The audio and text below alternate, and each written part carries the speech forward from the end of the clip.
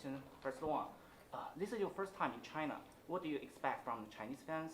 If you'd like to choose one song.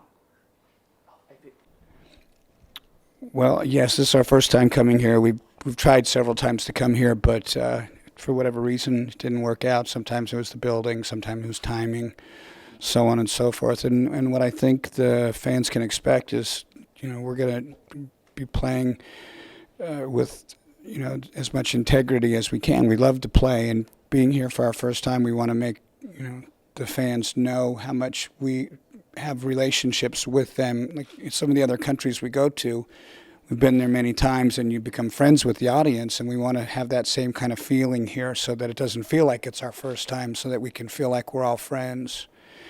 Okay. With two new members and a new album coming next year, what's the difference between this new Megadeth and the old one? What's the difference with the new Megadeth and the old one? I don't really think that there's a lot of difference. I think that it comes down to style and playing.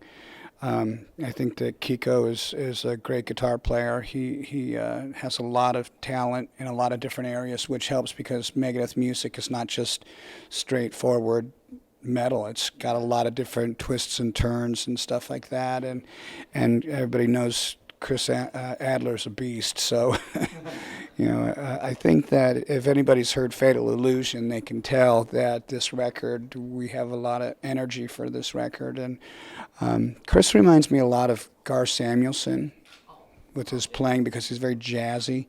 And I think that was really great to be able to add that style to drumming because we haven't really had exciting drumming for a while. It's been pretty straightforward. It's kind of like after we had Gar and then we got Chuck Beeler. Chuck was like a straightforward punk rock drummer. And not that he wasn't bad. Chuck was a great drummer. It's just different. Yeah. So let's talk about new album coming next January, right? Mm-hmm. Will there be some old stuff to be used in the new songs? Like you use some old stuff from new work order from 13? Well, there's nothing left over from any of the old records, so to speak. It wasn't like I'd written a song and took a part out and never used it. It was just stuff that this record had some stuff that had been written and never used. I never had a part that I wanted to do because I have an archive of all my music that I've written that I haven't used yet. And I think the excitement of being with Kiko and Chris also helped raise the level of knowing what I could do with a musician. If when I would say stuff to Kiko, I would say like, okay, let's do this part and let's harmonize that part. He would do it. And it was exciting for me to be able to do that. It's like if someone says, hey, go, jump over that house and the guy can do it, it's like, oh, great. Megadeth played unplugged shows and played with orchestra. No. There's like a symphony orchestra. Also, right? No, that's a different band. We've done unplugged shows, but not with an orchestra. Okay. So will Megadeth cooperate with other artists or play the music in other ways? It depends. It depends. It's really kind of hard to answer. I would say yes instead of saying no, because if I say no, then all the great opportunities will go away.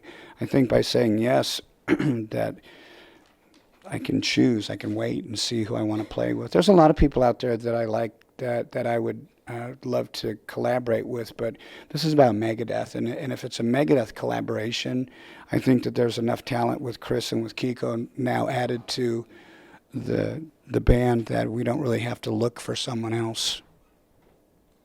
We all know that in the 80s, thrash metal and glam metal, they are rebels, right? And nowadays, what do you think of glam metal bands like Motley Crue? Well, I'm not going to say anything bad about Motley Crue, but I still hate glam metal. Okay, in 80s, we talk about metal music, we were talking about like Metallica, Megadeth, Slayer. Nowadays, when we talk about metal music, we're still talking about Metallica, Megadeth, Slayer. So are the new bands that not good enough? No, that's a loaded question. I'm not going to say that new bands aren't good enough. I think that when you look at the originators of a musical scene, you're always going to go back and say, well, these guys are the ones that started it. And it's really a high mark to expect a new band to compete with Megadeth or to compete with Slayer. So I don't think that it's a matter of not being good enough. I think that, there's only so much you can do with your guitar that hasn't been done already. You know what I mean? And it's a lot easier with a band like us where we don't sound like somebody else. There's a lot of bands like Crocus. I don't remember if you remember that band. Crocus sounded like AC/DC when they came out, and everyone thought, yeah, So I like to be original. So, Gary Hart from Exodus said you are like a jazz player in metal music. So, like and the Megadeth always are in a very different level from the thrash bands. So, would you feel a little lonely in the metal scene? Do I feel lonely? Yeah, like you are from. Why, do you need a hug?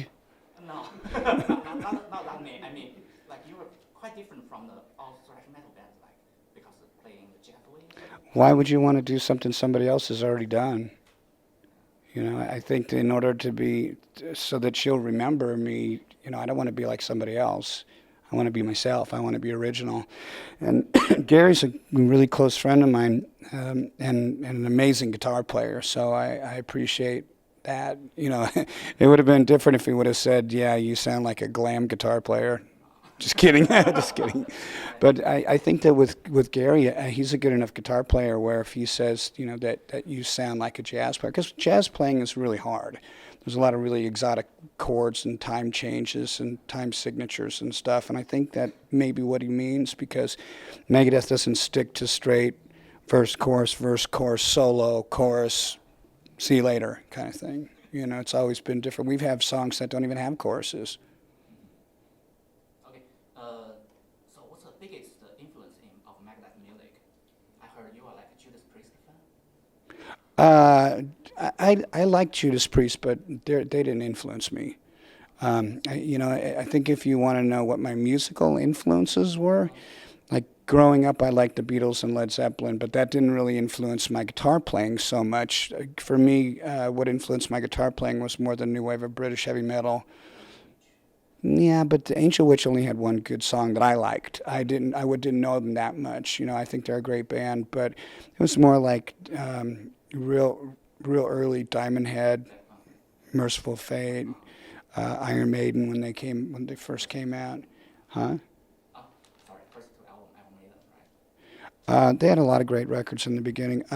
So for me, it's the approach to playing guitar. A lot of American bands will play chords, and a lot of the British approach would be riffs.